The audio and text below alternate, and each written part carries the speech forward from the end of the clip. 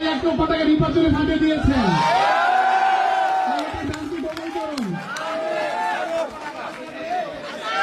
ভাই সৌদি প্রবাসী, আমরা ভাইয়ের জন্য দোয়া করছি, আল্লাহ যেন ভাইকে ভাইয়ের দানকে কবুল করেন।